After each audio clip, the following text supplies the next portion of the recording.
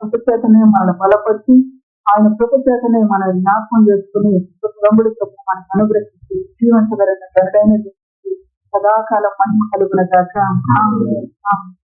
ప్రేమమయుడైన యేసయ్య ప్రేమ తన కృప చొప్పున దేవుడు మనల్ని జ్ఞాపకం చేసుకుని ఆ కృపలోని దేవుని యొక్క దీవెన, ఆ కృప చేతనే దేవుని యొక్క భాగ్యాన్ని, ఆ కృప చేతనే దేవుని యొక్క దయా సంకల్పాన్ని ప్రతి మనల్ని నడిపించగలిగిన దేవుడిగా ఆయన మనకు సహాయం చేసే తండ్రిగా ఉన్నందుకు దేవుడు మహిమ కలుగుల దాకా. హల్లెలూయా. పరిశుద్ధ వాక్యంలో నుంచి దేవుని మాటలను మనం విన్నాం.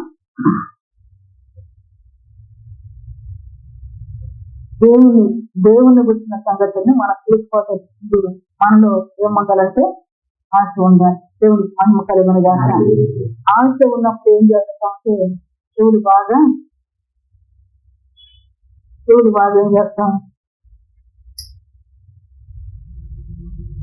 ఆ వినిపిని దగ్గరకు పెట్టుకుని దేవుని నామాన్ని మహిమపరుస్తూ, దేవుని నామాన్ని గొప్ప చేస్తూ, దేవుని నామానికి మహిమకరంగా ఆయన మాటలు మనం ఆలోచించే వారిగా ఉంటాం.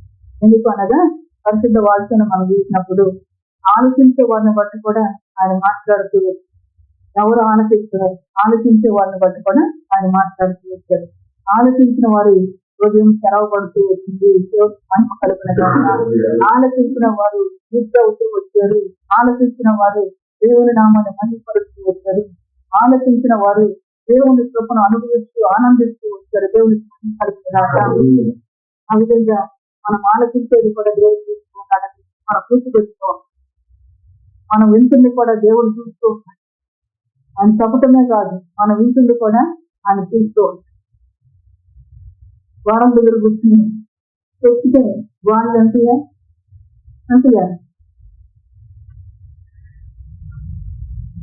మనమే సాక్ష్యం చెప్తారంటే ఎవరు జ్ఞాపకం చేస్తున్నా గోడలాగా అంటే చెవులు లేని వారిగా గోడలాగా చెవులు లేని వారిగా మనం ఉండక చెవులు ఇచ్చి దేవుని మాటను వినే వారిగా మనం ముందు దేవుని మహిమపరుచుకున్నదాక దేవుని సన్నిధానంలో ఇతరులకు తండ్రి మన జీవితాన్ని బలపరుస్తూ ఆయన కృపను మనకు అనుగ్రహించి నడిపిస్తూ ఉన్నప్పుడు ఆ కృపను బట్టి మనం ఆనందించే వారిగా ఉండాలి. కృప ఆనందాన్ని నాకు ఈ రోజున 20,000 అవసరమైంది, 20,000 రూపాయలు నాకు అవసరమైతే అవసరమైన 20,000 రూపాయలు నాకు దేవుడు అనుగ్రహించారు. నేను అంటాను వెంటనే దేవుని కృప చేత 20,000 రూపాయలు నేను సంపాదించుకున్నాను, 20,000 రూపాయలు నా అవసరం తీరిందని నేను చెప్తూ దేవుని కృప అని. అయితే మళ్ళా ప్రభు మన జ్ఞాపకం చేస్తుంది ఆయన కృప చేత ఆ కృప వెంబడి కృపను నీకు అనుగ్రహించి ఆ కృప చేతను నిన్ను బ్రతికించడానికి కృపాశక్తి సంపూర్ణుడుగా ఆయన వాక్యమైన దేవుడిగా వచ్చి మన మాటలు నీకు అందిస్తూ ఉంటే ఇది దేవుని కృప అని మనం తలంచలేక ఆ కృపను మనం గొప్ప చేయలేక ఉండేవారుగా ఉండకూడదు అని దేవుడు మనకు జ్ఞాపకం చేసుకో. మళ్ళా నాకు 1,00,000 రూపాయలు అవసరమైంది, 1,00,000 రూపాయలకు బదులు నాకు 2,00,000 రూపాయలు డబ్బులు ఇచ్చాడు దేవుడు. ఆ దినానికి నాకు నా అవసరత కొరకు పంపిస్తే దేవుని కృప చొప్పున నేను అడిగిన దానికంటే ఆయన ఎక్కువ అని గొప్పలు చెప్పుకుంటాను. ఈరోజు మనతో మాట్లాడుతున్నది నువ్వు అడగక ముందు నీ అక్కర ఎరుగు, నువ్వు అడగక ముందు నీ అవసరత ఎరుగు, నువ్వు అడగక ముందు నువ్వు బాగుపడవలసిన విధానాన్ని తెలుసుకుని ఏ రీతిగా నువ్వు బాగుపడతావు ఆ బాగుపడే బోధన అది అనుగ్రహిస్తుంది. ఈ దేవుని కృప కాదా? ఆ కృపను గుర్తు నువ్వు ఎప్పుడన్నా దేవుని నామాన్ని గణపరుస్తూ ఉన్నావా? ఆ కృపను గుర్తి మనం దేవుణ్ణి వెంబడిస్తూ దేవుణ్ణి గొప్ప చేస్తూ ఉన్నామా?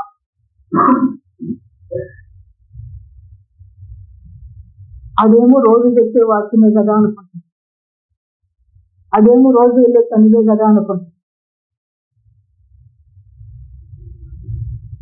అయితే విలువ కలిగిన బ్రతుకును మనం బ్రతకడానికి చెప్తాం, విలువైన బ్రతుకును మనం బ్రతకడానికి చేసుకోవాలి.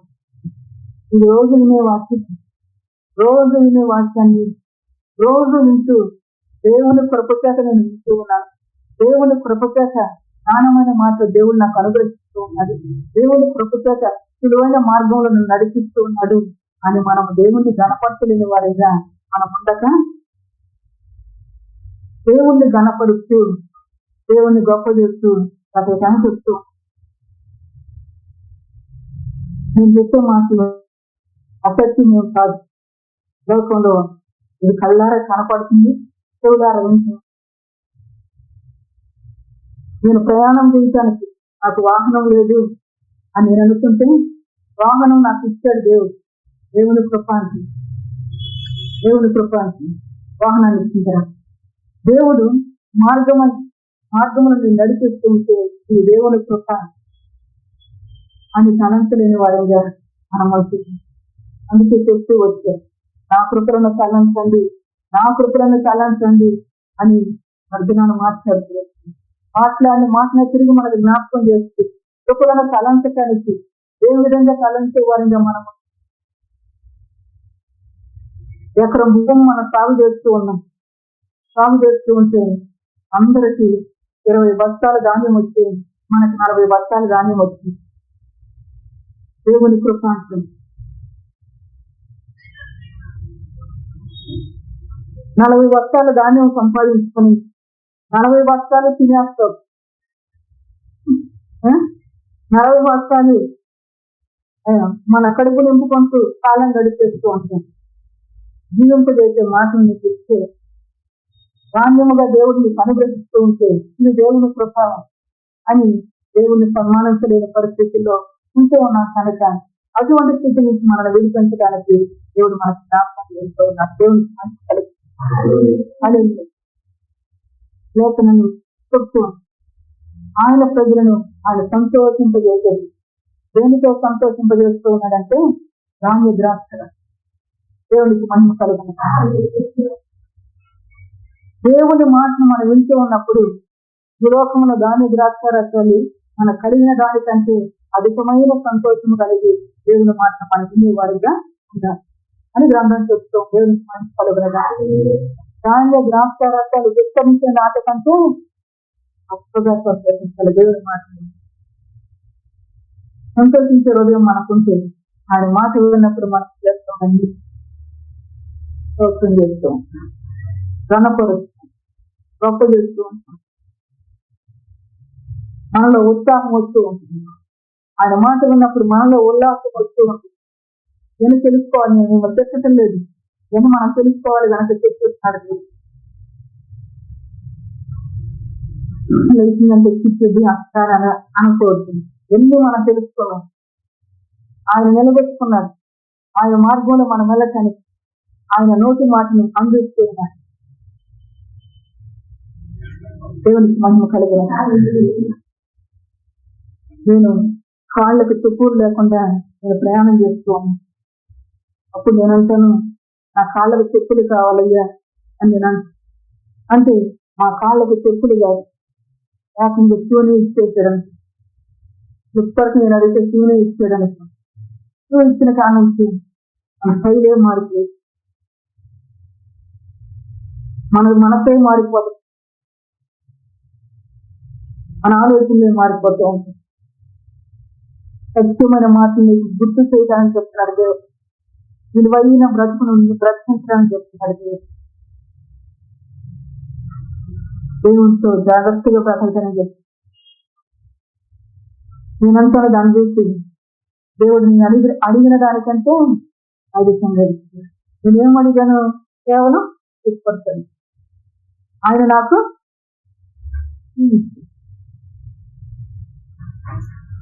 దేవుని కృప అంటాం. దేవుని కృప చేత నీతో మాట్లాడుతున్నాడా? దేవుని కృప చేత నీ హృదయాన్ని బలపరుస్తున్నాడా? దేవుని కృప చేత నిన్ను ఆదరిస్తున్నాడు ఆయన. దేవుని కృప చేత నువ్వు ఎదగవలసిన మార్గాన్ని చూపిస్తున్నాడు ఆయన. చూపిస్తూ ఉన్నప్పుడు నువ్వేమని తలంచుతూ ఉన్నావు? దేవుని కృప చేత దినాన్ని దేవుడు తన మాట చేత దీవించాడు. దేవుడు నన్ను వృద్ధి చేస్తాడు, దేవుడు నన్ను బలపరుస్తాడు అని దేవుని యందు సంతోషిస్తూ ఉన్నావా? దేవునితో ఉల్లసిస్తూ ఉన్నవాడు. ఆ రీతిగా మనం లేక మనం అంటూ ఉన్నాం, నేను ఒక రబ్బర్ సింహం నాకు నేను అడిగితే నాకు ఎత్తడి గింజనిచ్చాడు దేవుడు. వస్తున్నాం కదా, వాటిని వస్తువుని ఎత్తడిగాని ఇచ్చాడు. నేను అడిగింది కేవలం ఒక ప్లాస్టిక్ గింజ అడిగానయ్యా, నాకు నువ్వు ఎత్తడి గింజనిచ్చు. ఈ కృప మళ్ళా చెప్తున్నా, మనం ధన్యులంగా బ్రతకటానికి, మనం దేవుని కృపలో వద్దులటానికి మునుపటి కంటే అధికమైన మేలును నీకు చేస్తూ, మునుపటి కంటే అధికమైన మేలును నీకు చేస్తూ, మును పెరగని సత్యాన్ని ఎదిగింపజేస్తూ, మును పెరగని జ్ఞానాన్ని, మునుకు పొందని జ్ఞానాన్ని పొందే రీతిగా ఆయన జ్ఞాన వాక్కులు నీకు ఇస్తూ దేవునికి మహిమ కలుగునగా. ఆ జ్ఞానాన్ని సంపాదించుకుని ఆ జ్ఞానముతో వద్దులటం దేవుని కృప అని అన్నడైనా అనుకుంటున్నావా? దాని ఎందుకు సంతోషం, దాని ఎందుకు సంతోషం?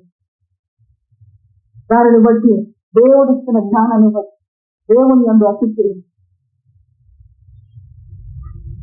అన్నా చెప్తూ ఉన్నా, అయ్యా నేను నా పేరుకి ఒక క్రియం నేను అడిగితే ఏసయ్యా నాకు ఒక్కటి కాదు 24 ఇచ్చు, 24 ఇచ్చాడని 24ను బట్టి ఏమంటున్నావు? నేను అడిగింది ఒకటి నాకు 24 ఇచ్చాడు. అమ్మోరు ఇచ్చి తండ్రి జ్ఞానం రావటానికి మనకు చెప్తున్నాడు దేవుని 24 దేవుని తప్ప అంతే. అయితే మళ్ళా చెప్తాను, నువ్వు అడిగింది దైవ జ్ఞానము, నువ్వు అడిగింది దేవుని గుర్చిన సంగతిని నువ్వు అడిగితే, దేవుని గుర్చిన సంగతిని బట్టి నువ్వు పరిశుద్ధమైన జీవితాన్ని జీవించడానికి, విలువైన జీవితం జీవించడానికి, సౌందర్యకరమైన జీవితం జీవించడానికి, దేవుని నామ మహిమార్థంలో బ్రతకడానికి ఎదురుతూ ఉంటావు. నువ్వు అడిగేది భూలోక సంబంధమైన ఈవుల కొరకు నువ్వు అడుగుతూ ఉంటే, భూలోక సంబంధమైన ఈవులు నువ్వు సంపాదించుకుని, నేను సైకిల్ అడిగితే నాకు మోటార్ బైక్ ఇచ్చిన దాన్ని బట్టి మన నడక మారుతుంది, ఇచ్చిన దాన్ని బట్టి మన స్టైల్ మారుతుంది, ఇచ్చిన దాన్ని బట్టి మన వేషం మారుతుంది.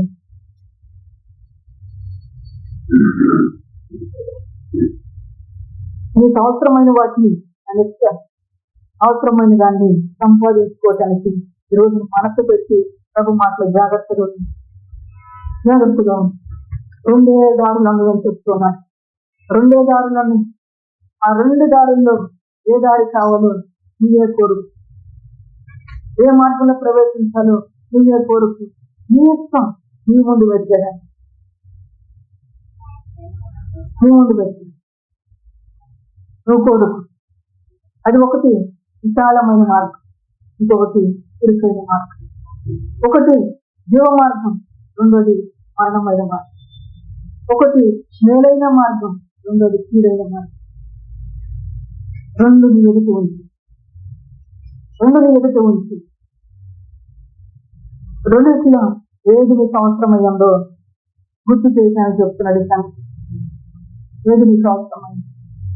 దేవుని ఇంటికి వచ్చిన మనం దైవ జ్ఞానముతో వద్దని, దైవ ఆత్మాభిషేకంతో నూతన బలాన్ని పొందుకుంటూ, దైవ కృపను పొంది, దైవ కృప చేత నేను దీవించబడ్డాను, దైవ కృప చేత దేవుని జ్ఞానాన్ని నేను సంపాదించున్నాను, దేవుడి యొక్క కృపను నేను అనుభవిస్తూ ఉన్నాను అని నువ్వు ఉన్నతించే రీతిగా దేవుడు ఈ దినాన్ని దీవించి నడిపించడానికి జ్ఞాపకం చేస్తూ ఉన్నాడు. దేవునికి మహిమ కలుగును. అయ్యా ప్రేరేపిస్తున్నాడు, చెప్తున్నాడు. అయ్యా నా చిత్తుల వేలకు చిన్న ఉంగరం అయ్యా అని ఏసైని మనం అడగ.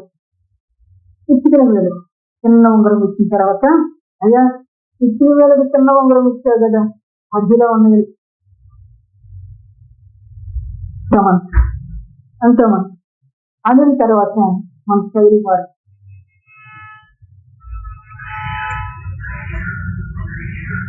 దేవుడే మనతో మాట్లాడుతాం, దేవుడే మనల్ని గడ్డిస్తున్నాం. మన శైలి వారు ఎందుకు చెప్తున్నాడు ఈ మాట? నీకు రూపం ఇవ్వదు. ఎందుకు చెప్తున్నాడు ఈ మాట? నిన్ను సువర్ణముగా, నిన్ను మార్పు చెంది దేవుడు ఇచ్చుడాలుగా నిన్ను నన్ను ప్రతిష్ఠించుతాను అనే మాట.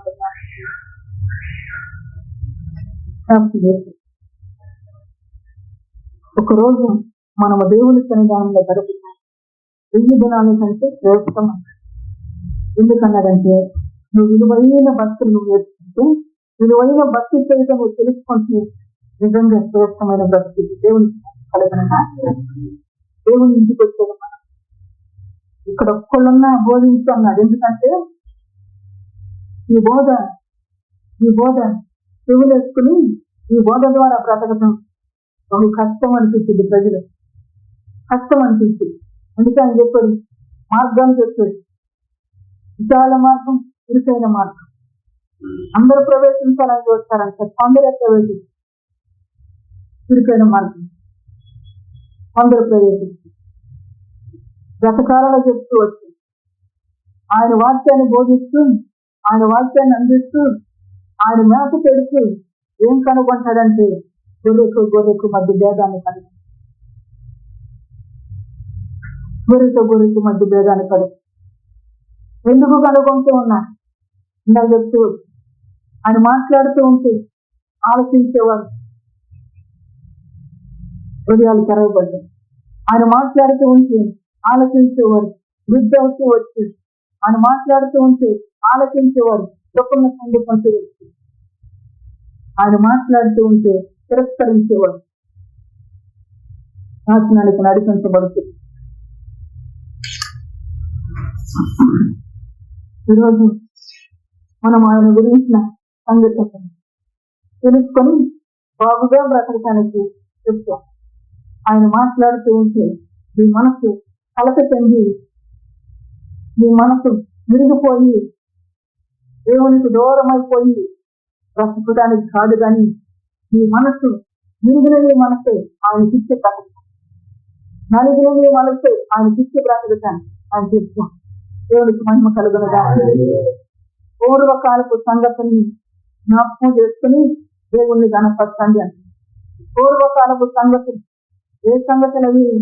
పూర్వకాలపు సంగతులు మనం జ్ఞాపకం చేసుకుంటే ఇశ్రాయేలు ప్రజలు బానిసలుగా ఐగుప్తులో ఉన్నారు. ఐగుప్తులో బానిసలుగా ఉన్నవారు 300 అన్ని సంవత్సరాలు దేవుడు అక్కడే బానిసలుగా పెట్టుకోకుండా మరి అంత కష్టమైన పరిస్థితి వారికి రాకుండా ముందే రక్షించవచ్చు కదా. అవునా కదా? రక్షించవచ్చు కదా. విరిగి నలిగిన మనసు దేవునికి, విరిగి నలిగిన మనసు దేవునికి. అబ్రహాముతో వాగ్దానం చేశాడు దేవుడు. వాగ్దానం చేసిన దేవుడు మీ పిల్లలు తిరిగి మళ్ళా వస్తారు అని చెప్తూ వచ్చాడు. చెప్పిన దేవుడు మరి వీళ్ళు ఇంత కష్టపడిపోకుండా వారి చేత వీళ్ళు ఏం చేస్తూ ఉన్నారు? వరదాలతో కొట్టించుకుంటున్నారు. కఠినమైన వ్యక్తిచాకరి చేస్తూ ఉన్నారు. ఇవన్నీ దేవుడు చూడట్లేదా? చూస్తూ ఉన్నారు.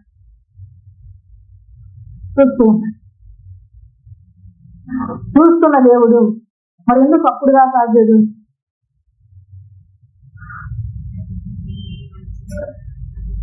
దేవుని సంకల్పన బట్టి ఒక మనిషి నలగొట్టబడాలి. ఒక మనిషి నలిగిన హృదయాన్ని దేవునికి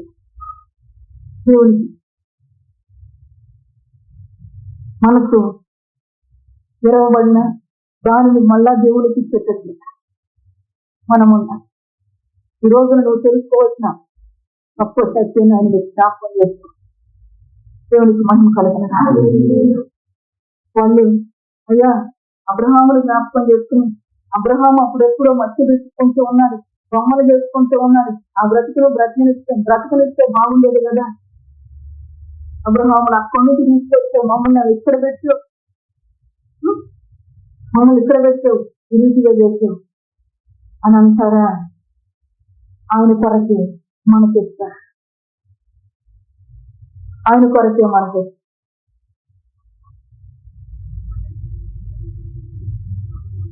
ఈరోజున మన జీవితాలు కూడా ఆయన కనిపెడుతూ ఉన్నాడు, మనల్ని కూడా ఆయన పరిశోధిస్తూ ఉన్నాడు. అసలు అన్ని సంఘంలోకి తీసుకొచ్చారు, సంఘాలన్నీ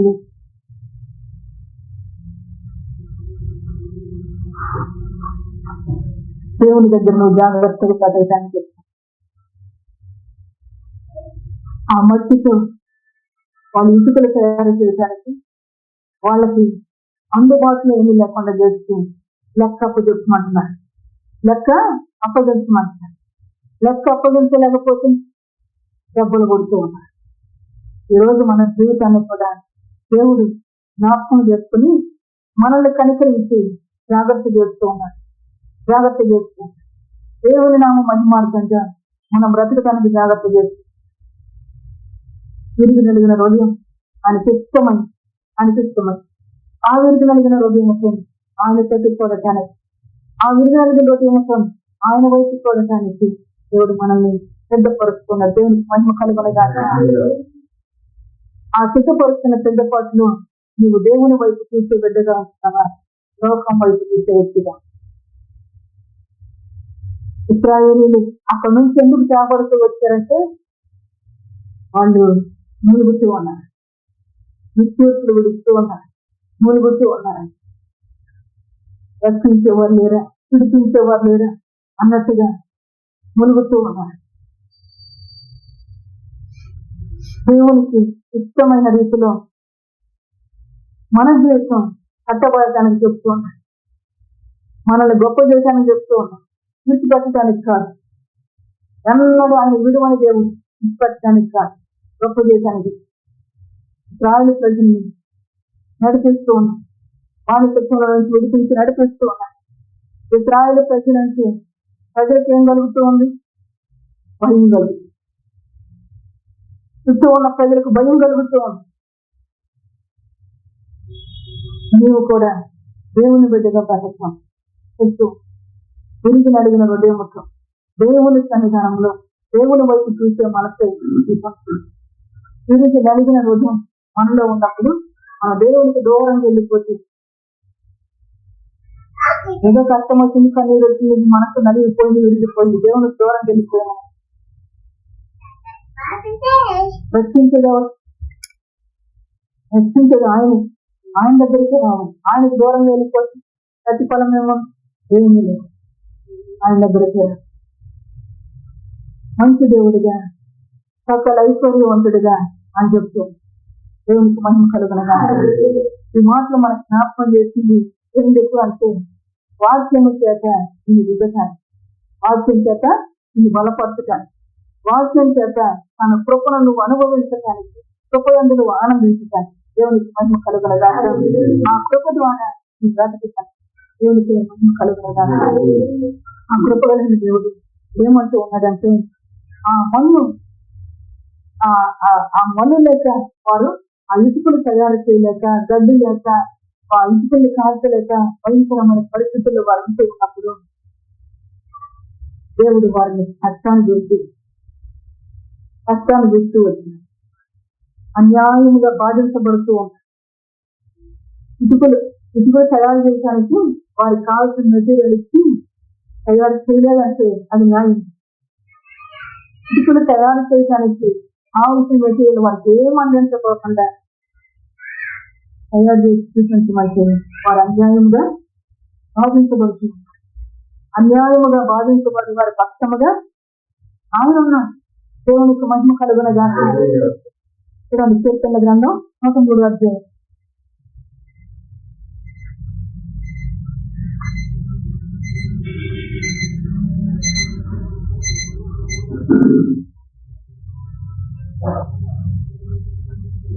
నూట 3వ అధ్యాయము 6వ వచనం ఒకసారి చదువు.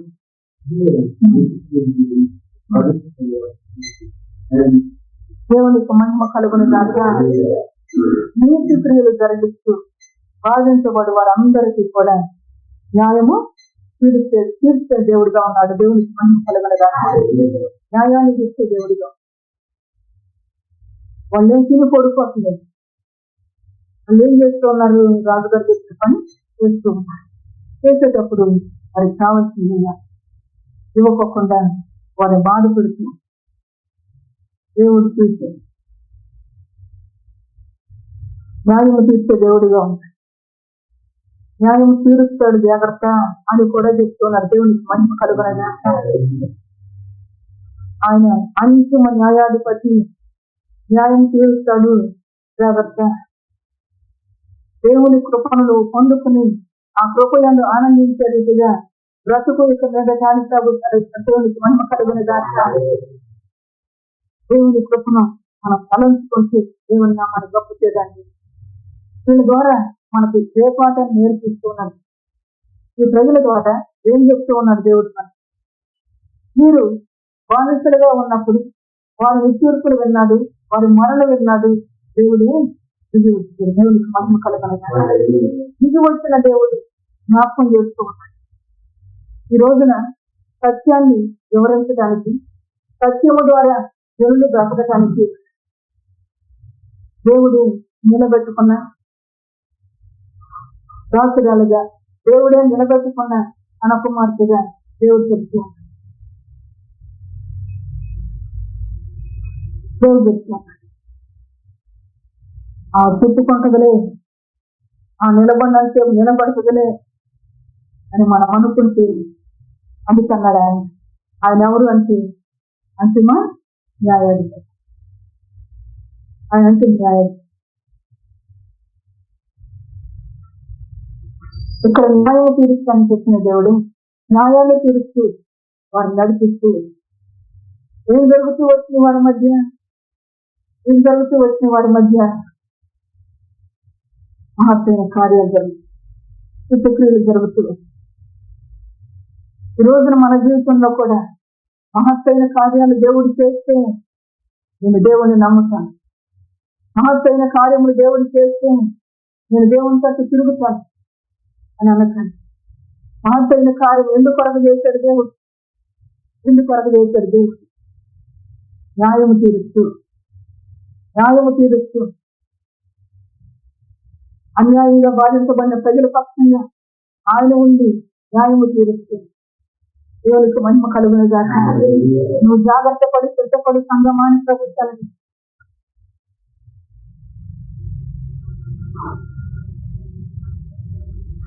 దేవునికి ఇష్టంగా మనం బ్రతుకుతాం. చెప్తున్నా యోగ్యంగా మనం బ్రతుకుతాం. పరో ఎదుటకు మోసే అపరాధులు పంపిస్తూ దేని కొరకు పంపిస్తూ ఉన్నాడు? దేవుని స్తుతి ఆరాధన చేసుకోవటానికి మమ్మల్ని పంపించు, మేము వెళ్ళి దూరంగా వెళ్ళి ఆయన స్థుతించు అని చెప్తూ ఉంటే మీరు ఎక్కువ దూరం వెళ్ళకూడదు, మిమ్మల్ని పంపిస్తే మంత్రాలు అన్నట్టుగా అని చేస్తున్న హృదయాన్ని కఠినం చేసుకోవచ్చు. ఈరోజు మనకు కూడా ఆయన ఒక అవకాశం ఇచ్చి ఆయన స్థితించుకోవటానికి, ఆయన గణపరుచుకోవటానికి, ఆయన స్థితించుకోవాల్సిన సమయంలో, ఆయన గణపరుచుకోవాల్సిన సమయంలో ఆయన గణపరచలేదు. ఇందాక చెప్పాను చూడండి, చెప్పిన మాటలను జ్ఞాపకం చేద్దామని చెప్పి నేనేం అడిగాను? చిటికిన వేలకు కావాల్సిన చిన్న ఉంగరం వేయ్యా, చిన్న రింగి వేయ్యా అని మనం అడుగు అయితే అది వచ్చింది. మళ్ళీ ఏం చేస్తున్నా? పెద్దలకు కావాల్సిన పెద్దలు అడిగిన తర్వాత నీ బ్రతుకు బాటే మారిపోతుంది, నీ హృదయ వాంఛే మారిపోతుంది, నీ ఆలోచనే మారిపోతుంది, నీ ప్రవర్తనే మారిపోతుంది. ఎక్కడున్నావో గుర్తు చేస్తూ, ఏ విధంగా ఉన్నావో గుర్తు చేస్తూ చెప్తున్నా. మహిమ కలిగిన తండ్రిగా చెప్తూ దేవుని చేత బ్రతుకుతూ, దేవుని మాట విని బ్రతుకుతూ రక్షించబడటానికి చెప్తూ ఉన్నాను. మీరు ఐగుప్తులో ఉండగా దేవుని యొక్క తెగులు వస్తూ ఉన్నది. తెగులు వచ్చినప్పుడు ఐగుప్తులోనే ఇశ్రాయేలు ప్రజలు, ఐగుప్తులోనే మరి ఐగుప్తు ప్రజలు ఉన్నారు. అయితే తెగులు వచ్చి ఏం చేసింది? తీర్పు తెచ్చి న్యాయాన్ని జరిగిస్తూ ఎవరి పంటలు నాశనమైంది? ఎవరి నీళ్ళు రక్తంగా మార్చబడుతుంది?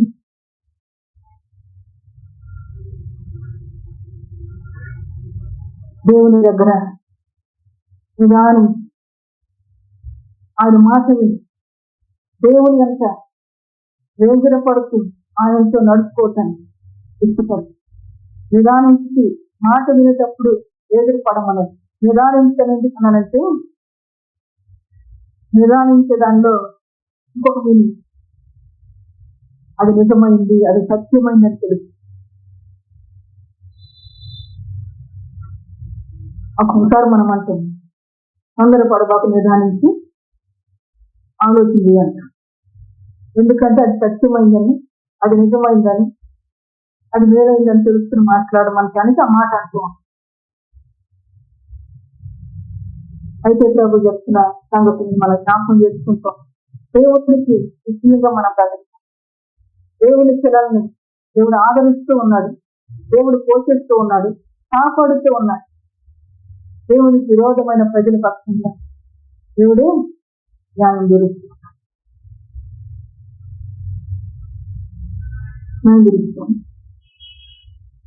మళ్ళా చెప్తూ ఉన్నాడు. దేవుని రాజ్యం దేవుని కొరకు ఏర్పాటు చేయబడిన రాజ్యంగా, దేవుడే కనికరముతో, దేవుడే కాపుదలతో, దేవుడే కృపలతో నడిపించుకునే రాజ్యంగా, వద్దులే రాజ్యంగా ఆమె పలుకుతాం. ఆమె అయితే భూలోకములో నటనలు గతించిపోబోతున్నాయి కనుక జ్ఞాపకం చేస్తూ ఉన్నాయి. గతించిపోతున్నాయి కనుక జ్ఞాపకం చేస్తుంది. అయ్యా, ఐగుప్తులో అద్భుతాలు చేసావు కదా, ఎందుకు చేస్తాడు అద్భుతాలు? సార్ ఆలోచించాడు, ఎందుకు చేస్తాడు? ఇప్పుడైనా మీరు మనసు మారుద్దేమో. ఎందుకు చేస్తాడు? దేవుడు ఉన్నాడని తెలుసుకుంటాడు. ఎందుకు చేస్తాడు? ఇంకా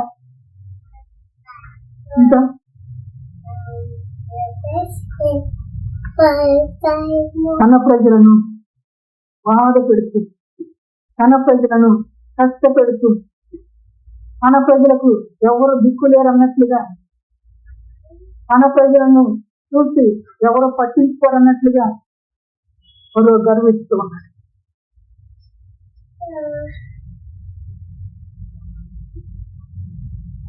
చెప్తూ ఉన్నారు దేవుడు.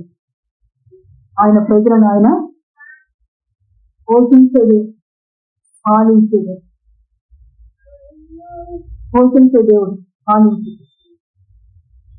ఆయన తన ప్రజలను లాలించేది, ఆదరించేది, గారవించేది. దేవునికి మహిమ కలగను. అక్కడ అనుకుంటా ఏమని ఎవరు దిక్కులేరు. వీళ్ళకి 20 దెబ్బలు కొట్టినా దిక్కులేరు, 40 దెబ్బలు కొట్టినా దిక్కులేరు అనుకుంటూ ఉన్నాడు. దిక్కై ఉన్న దేవుడు తీసుకుని వచ్చాడు వారి మధ్య. దేవునికి మహిమ కలగనగా అని ఆ దిక్కైన దేవుడు మహిమకరంగా దేవునికి కీర్తి కలిగేటట్లుగాని తన కార్యములను, తన ప్రభావాన్ని కనపరుస్తూ ఈ ప్రజలకు దిక్కుందా అంటే ఉంది. ఆ దిక్కైన దేవుడు ఏం చేస్తాడు? మన గుండెల్ని, మన గర్వాన్ని అంచేస్తాడు అని ఎరగక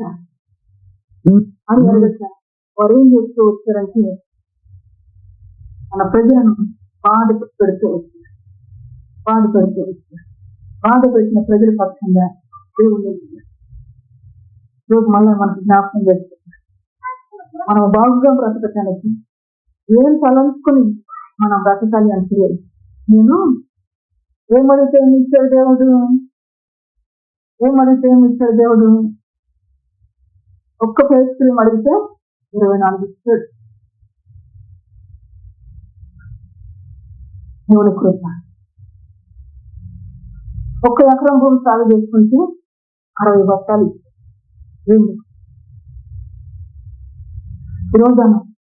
ఈరోజు దేవుని బిడ్డగా బ్రతకటానికి దేవుడికి నా హృదయం ఇస్తుంది. దేవుడు నన్ను బ్రతికిస్తూ, దేవుని కృప చేత నన్ను బ్రతికిస్తూ ఉన్నాడు. దేవునికి మహిమ కలుగునగా.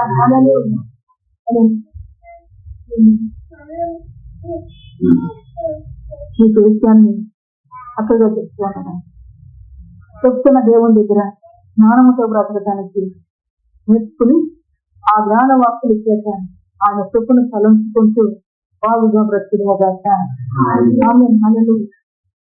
మంచి దేవుడిగా నిన్ను నన్ను విలువని దేవుడిగా ఎడబాని తండ్రిగా ఐగుప్తు ప్రాంతంలోకి వెళ్ళాడు మోసే అహరోను. దేవుని నోటిగా పంపిస్తూ వచ్చాడు. పంపించినప్పుడు దేవుని మాట, ఇది దేవుని మాట అని అనుకున్నారంటే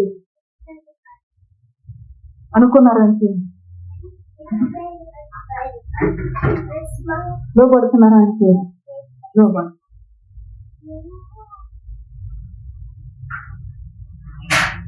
దేవుడే చెప్తాను మోసే నీ నోట నా మాట ఉంచుతాను, నోటిలో నేను ఉంటున్నాను, వెళ్ళి మాట్లాడు. ఈరోజు మనతో మాట్లాడుతున్నాడు. మనకు వివరంగా చెప్తున్నాను. మంచి బోధకుడిగా నువ్వు దేవునితో నీ నడుము కట్టుకుని ధైర్యంతో బ్రతకటానికి చెప్తావు. నీ మనసు నిలుపుకుని ధైర్యంతో బ్రతకటానికి చెప్తావు. దేవుని నోటి మాటగా నువ్వు గ్రహించుకోక, దేవుని నోటి మాటగా నువ్వు ఎరగక, ఫరోని మనం ఉండక, ఫరోకి దేవుడు తీర్పు తీరుస్తూ ఉన్నాడు. మనమేమంటూ ఉన్నాం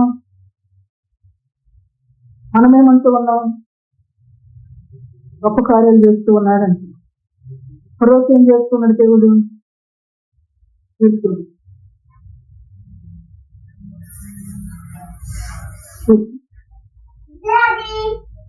దేవుని తీర్పులు ఒక భయంకరమైన.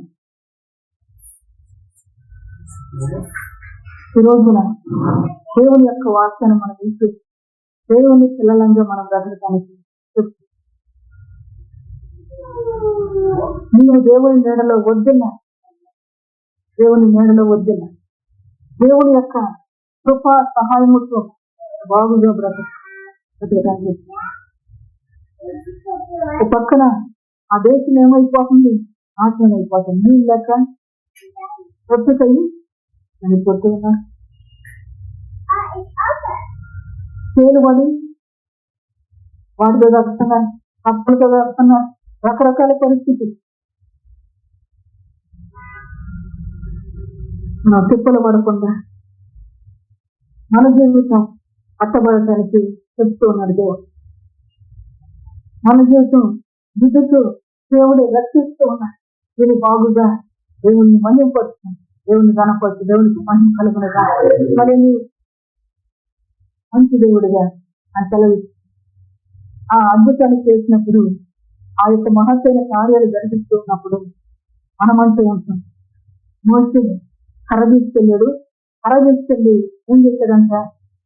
కింద పడేయాలని మామని, అయ్యా నేను కూడా కర్ర తీసుకెళ్తాను, కింద పడేస్తాను.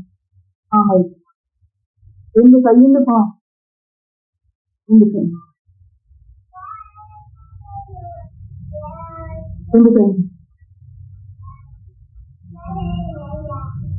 అంటే ఇంత చదువుతూ ఒకసారి వచ్చి చదువుతాం చూడండి. కీర్తన గ్రంథం 111 అధ్యాయం 2వ వచనం. యెహోవా క్రియలు గొప్పవి, వాటి అందు ఇష్టము గల వారందరూ వాటిని విచారించుదురు. దేవునికి మహిమ కలుగును గాక. హల్లెలూయా. దేవుని క్రియలు గొప్పవి, వాటి అందు ఇష్టం కలిగిన వారందరూ వాటిని విచారించుదురు. విచారించటం అంటే తెలుసుకో.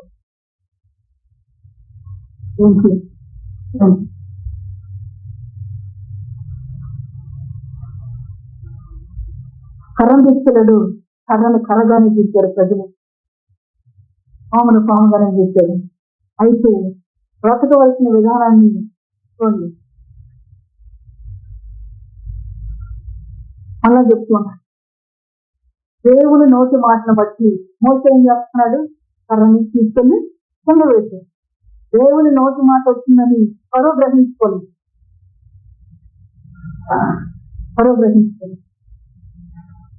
ఆయన క్రియలు గొప్పవి, వాటి అన్ని ఇష్టం కలిగిన వారు వాటిని విచారించారు. దేవుని నోటి మాట వచ్చిందని పరో గ్రహించడానికి గ్రహించాలి.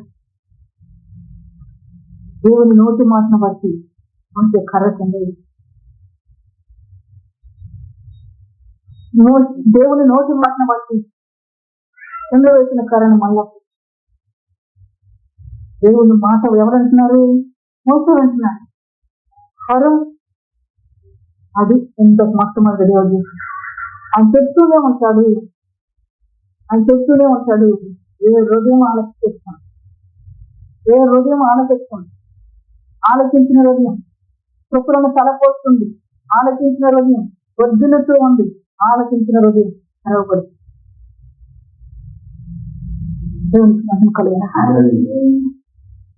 మంచి దేవుడిగా, సుగుణాల సంపన్నుడిగా, ఆయన సుగుణములతో బ్రతకడానికి మోసే ఎవరి మాట విన్నాడు?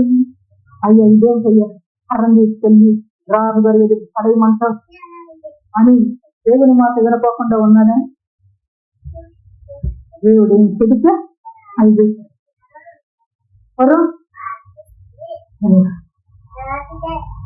ఈరోజు ఆయన ఇంటికి వచ్చిన మనం ఆయన మాట వినేటట్లుగా ఉంటున్నామా?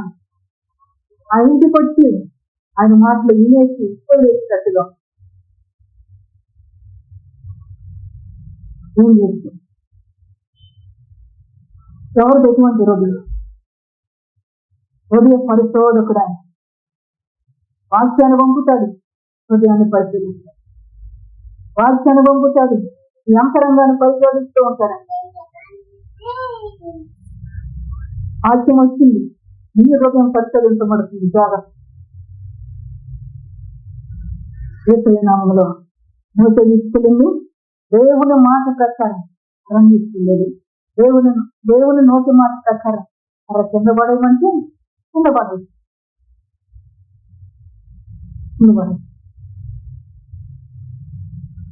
అలాగే ఆయన కృపను మనం తలంచుకుంటే ఆ కృప వెంబడి కృపను మనం పొందాలి అంటే దేవుడు చేసిన గొప్ప క్రియను వాటి అందరూ ఇష్టం కలిగిన వారు విచారించి అక్కడ ఏం జరిగింది, ఎవరు ఏం చేశారు? మోసే విన్నారు, ఫరో వినలేదు. మోసే ఏమయ్యాడు? దేవునికి ఇష్టడైపోయి. ఫరో ఏమయ్యాడు? దేవునికి ఇష్టడై.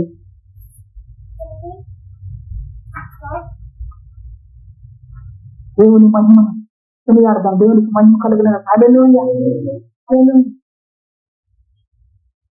గనుడైనది అదే మోసే నీ చేతితో ఇప్పుడు ఇప్పుడుకి ఏం తీసుకున్నాడు? మన్ను తీసుకున్నాడు,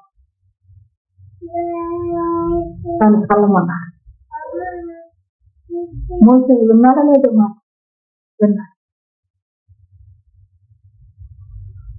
మనమైతే ఏమంటాం? ఊరికొచ్చి ఆల్దేవా నీకేం తెలుసు, మను తీసుకెళ్ళి కలిసి ఎవరన్నా, ఆవును తీసుకెళ్ళి కలిసి ఎవరన్నా నష్టపడతారా అని మనమే వేసేది. మోసే నిత్యుడు సాత్వికుడు ఎందుకన్నాడంటే దేవునికి నిత్యము లోబడుతూ ఘనపరుస్తూ గొప్ప చేస్తూ బ్రతుకు. దేవునికి మహిమ కలుగునుగాక. దేవుని కీర్తిస్తూ బ్రతుకు. ఆయన మాట విన్నప్పుడు దేవుని మనం కీర్తించేవారు. ఆయన మాట విననప్పుడు దేవుని కీర్తిని మనం ఏం చేస్తున్నాం?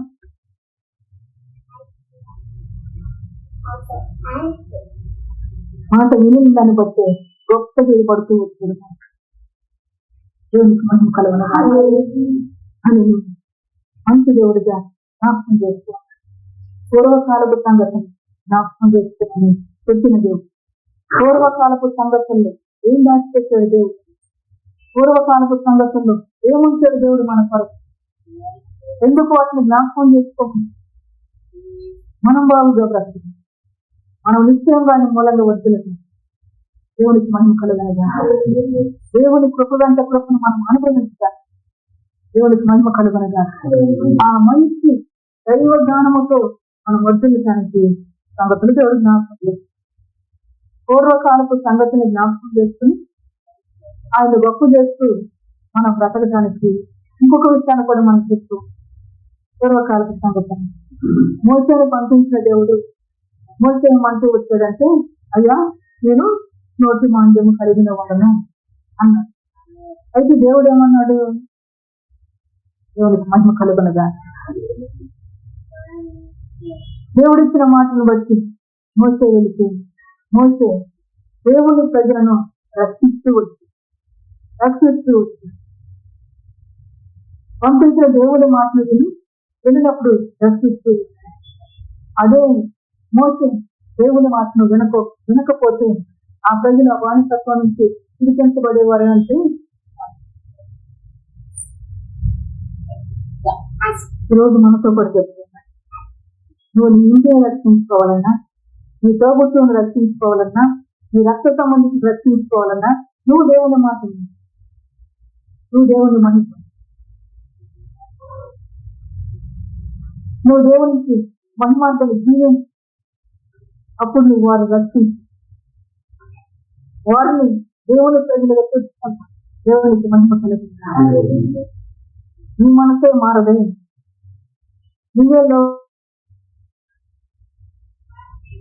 నీలోనే మరో ఆత్మ పనిచేస్తూ ఉంటది. మరి నువ్వు బ్రతికేటప్పుడు బ్రతికించుకున్నావు.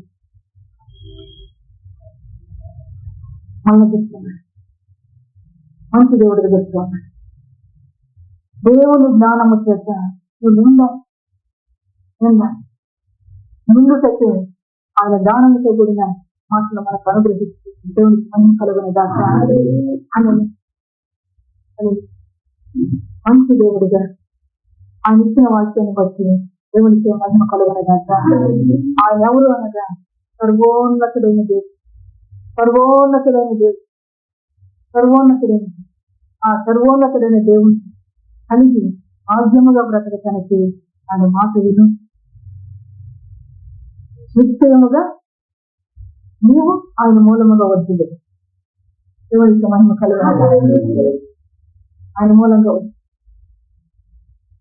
ఆయన మాట వినక, ఆయన నుంచి భయము లేక, ఆయన నుంచి లోబడలేని స్థితిలో మనము వద్దులని మన ఆస్తులు చేరం, మన అవసరాలు చేరం, మన అక్కర్లు చేరం. మహిమగలిగిన దేవుడిగా కొరకు ఏమాస్తే వెళ్ళిపోయే వాళ్ళని కూడా తరమాలని ఆశ, ఆ భక్తులైన ఆశ తీరిందంటే ఏం జరిగింది? మూసివేయబడుతుంది. భక్తిహీనుల వల్ల మనం ఉండక భక్తి కలిగిన వారిగా బ్రతకటానికి ఏలగనగా అందరూ దేవుని కృప ప్రత్యక్షమైన అందరినీ కూడా భక్తిహీనమైన స్థితిలో నుంచి భక్తి కలిగిన వారిగా బ్రతికించడానికి దేవుడు సహాయం చేస్తుంది. దేవునికి మహిమ కలుగునుగాక.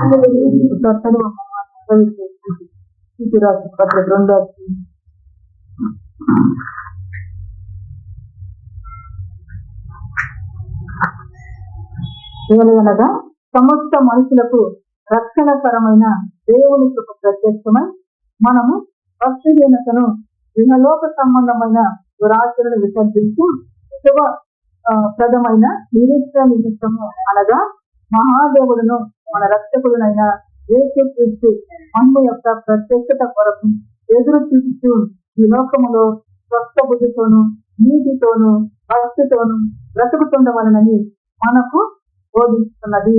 దేవునికి మహిమ కలుగునుగాక. అని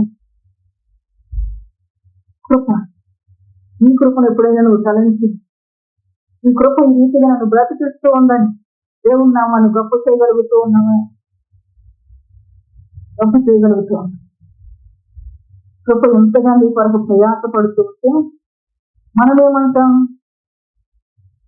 నిలబడి కాడ నుంచి ఆ కృప నిలబడి కాడ నుంచి నన్ను తిట్టింది, నన్ను కొట్టింది, ఇది మనం చెప్తున్నాం. భక్తిహీనతను తొలగించి భక్తితో నువ్వు పెరగటానికి కృప నీ కొరకు పనిచేస్తూ దేవునికి మహిమ కలుగునుగాక. మంచి దేవుడుగా ఆయన ప్రసన్నుడు, ఆ ప్రసన్నతతో మన జీవితాన్ని రక్షిస్తూ దేవునికి మహిమ కలుగునుగాక. మన జీవితాన్ని విమోచిస్తూ ఆయన మనల్ని బలపరుస్తున్న దేవునికి మహిమ కలుగును. ఆయన కీర్తనీయుడు, ఆయన కీర్తనీయుడు. దేవునికి మహిమ కలుగునుగాక. దేవుని తనలో కలుగుతూ వచ్చిన మాటలు ఒకసారి చదువుతాం. తెలుగు మాట్లాడడం.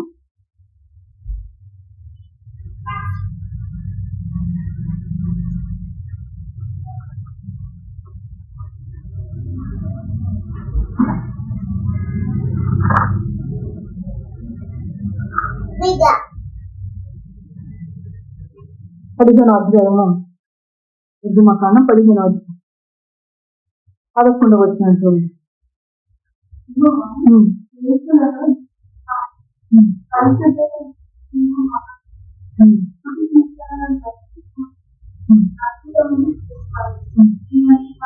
దేవునికి మహిమ కలుగునుగాక.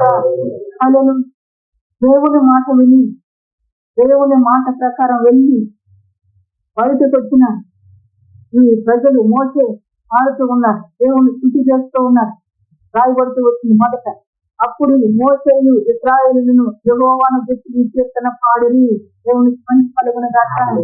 ఈ దినాన నా దేవుడు నన్ను విమోచించిన దేవుడు ఎవరు అంటే స్థితి కీర్తనలకు దేవునికి మహిమ కలుగునుగాక. ఆ దేవుడి గురించి వారు పలుకుతున్నారు. యెహోవా వేల్పులలో నీ వంటి వాడెవడు, పరిశుద్ధతను బట్టి నీవు మహనీయుడవు, స్థుతి కీర్తనను బట్టి పూజ్యుడవు, అద్భుతములు చేయి వాడవు, నీ వంటి వాడెవడు. దేవునికి మహిమ కలుగునుగాక. వారి నోటి ఇప్పుడు ఏముంది? స్థితిగానం. దేవునికి మహిమ కలుగునుగాక. ఎట్లా వచ్చిన ఈ స్థితిగానాలు? విమోచిస్తూ వచ్చాడు.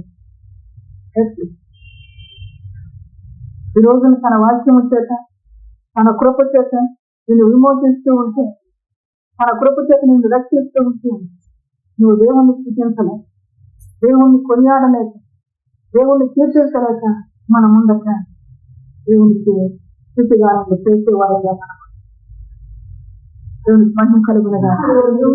ఆయన బ్రతికిస్తున్న ఫలము నీ స్థుతి, నీ ఉత్సాహం ఎక్కువ పడ. దేవునికి మహిమ కలుగునుగాక. ఉత్సాహంతో ఏం చేస్తున్నారు? ధ్యానం చేస్తున్నారు. దేవునికి మహిమ కలుగునుగాక. అని నువ్వు మంచి దేవుడిగా ఆయన మాట్లాడారు. ఆ మంచి దేవుణ్ణి నువ్వు గొప్ప చేస్తూ ఇక బ్రతుకు దేవుణ్ణి కీర్తిస్తూ దేవునికి మహిమ కలుగునుగాక.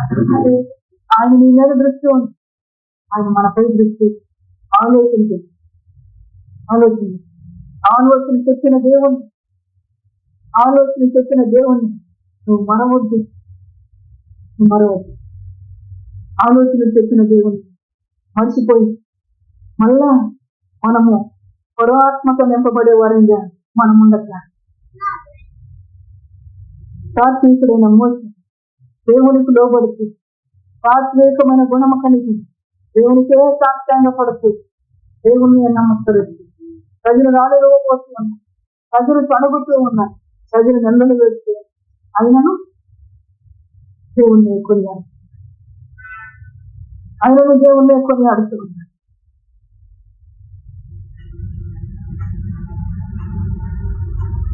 దేవుడు మోసతో చెప్పుకుంటాడు. మోస వెళ్తే అయ్యి వాళ్ళకి ఏం చెప్పాలి? ఎవరు పంపించారు నిన్ను? నువ్వు ఎట్లా వచ్చావని ప్రశ్న చేస్తావు. ఏం చెప్పాలి? ఏం చెప్తూ వచ్చాడు దేవుడు? ఉన్నవాడు, దేవునికి మహిమ కలుగనగా ఉన్నవాడు. ఆ ఉన్న దేవుడు ఈ రోజు మాతో మాట్లాడు. దేవుడికి మహిమ కలుగనగా వాళ్ళు ధైర్యపరుస్తున్నాడు, వాళ్ళ బలపరుస్తూ. ఇంకా మనం దేవుడి తట్టు మన తిరగదు, మన హృదయం ఆయన తట్టు తిప్పుకోక. దేవుని యొక్క వాక్యం అంటుంది, నువ్వు తిరిగితే నా తట్టే తిరుగు. ఎందుకని రక్షకుడు ఆయనే, విమోచకుడు ఆయనే. ఆయన తట్టే ఆయన తట్టు తిరిగిన నువ్వు నీకు తిప్పి నువ్వు ముఖం ఎటు తిప్పుకున్నా నీకు ఒక ప్రయోజనం లేదు. కనుక దేవుని తట్టు తిరిగి బాగుగా బ్రతకండి. దేవుడు సెలవిచ్చిన మాటలు మన విరుచులో నీవెంచబడిన దాకా ఒకరు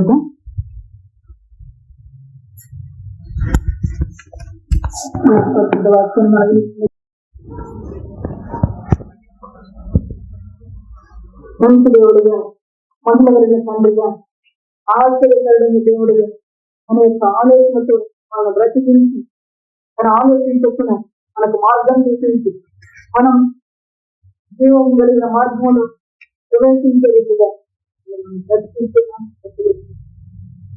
కనుక రెండు దారుల మధ్య ఏ దారిని కావాలో, ఏ బ్రతకి కావాలో, ఏ జాగ్రత్త పడటానికి ఆయన మనందరికీ కూడా మాట్లాడుతుంది. మాట్లాడిన మహిళలను దేవుని స్వీకరిస్తుంది. ప్రార్థన పూర్వకంగా ప్రేరేపించడం ప్రార్థించి ప్రభున ప్రార్థన.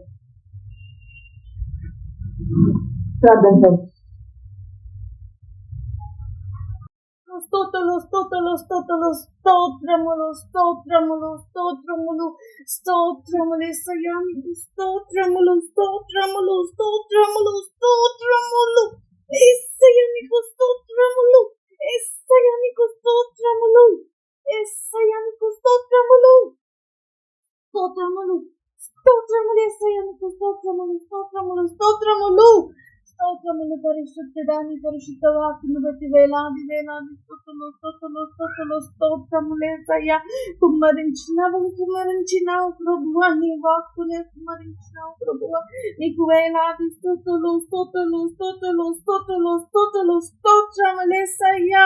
యేసయ్యా, ఫరోని హృదయాన్ని చూస్తున్న దేవా, నువ్వు చూస్తున్న దేవా, నీకు లోబడుటకు తండ్రి నాయనా దేవా దేవ దేవ దేవ దేవా, నువ్వు మాటను విని బ్రతకాలి అంటున్న దేవా, నీకు స్తుతి నీకు స్తుతి నీకు స్తుతి నీకు స్తుతి నీకు స్తుతి నీకు స్తుతి నీకు స్తుతి నీకు స్తుతి స్తుతి స్తుతి స్తుతి యేసయ్యా, నీకు స్తుతి. స్తోత్రము స్తోత్రము స్తోత్రము స్తోత్రము.